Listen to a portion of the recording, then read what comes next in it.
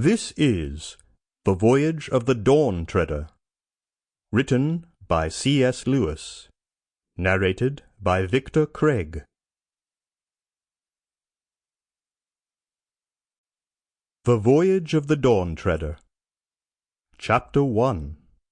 The Picture in the Bedroom.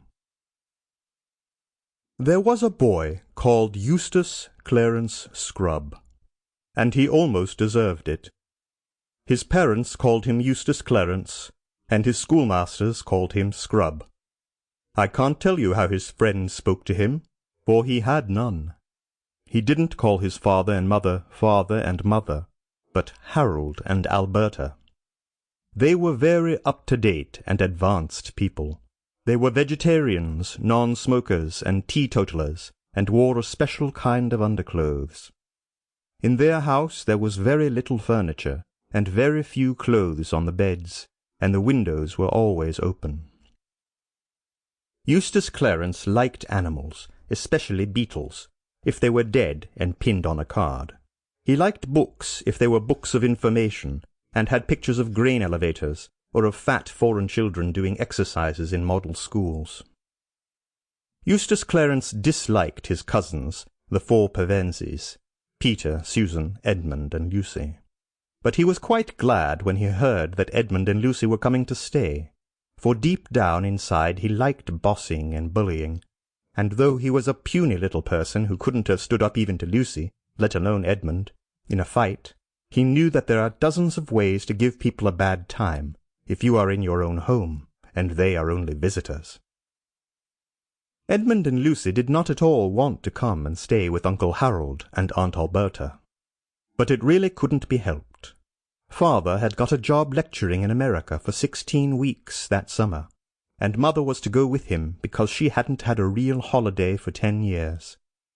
Peter was working very hard for an exam, and he was to spend the holidays being coached by old Professor Kirk, in whose house these 4 children had had wonderful adventures long ago in the war years. If he had still been in that house, he would have had them all to stay. But he had somehow become poor since the old days, and was living in a small cottage with only 1 bedroom to spare.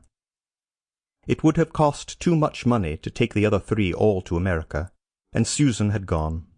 Grown-ups thought her the pretty one of the family, and she was no good at schoolwork, although otherwise very old for her age, and Mother said she would get far more out of the trip to America than the youngsters.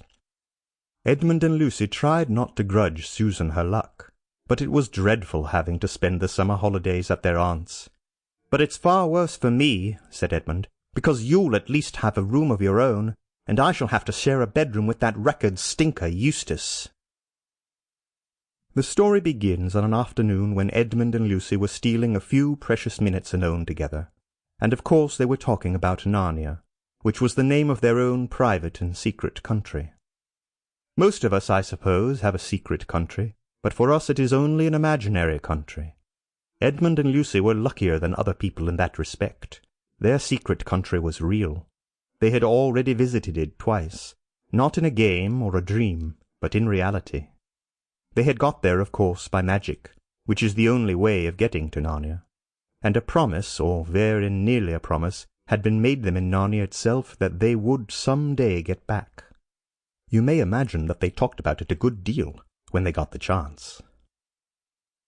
They were in Lucy's room, sitting on the edge of her bed and looking at a picture on the opposite wall. It was the only picture in the house that they liked. Aunt Alberta didn't like it at all. That was why it was put away in a little back room upstairs. But she couldn't get rid of it because it had been a wedding present from someone she did not want to offend. It was a picture of a ship sailing nearly straight toward you. Her prow was gilded and shaped like the head of a dragon with wide-open mouth. She had only 1 mast and 1 large square sail, which was a rich purple.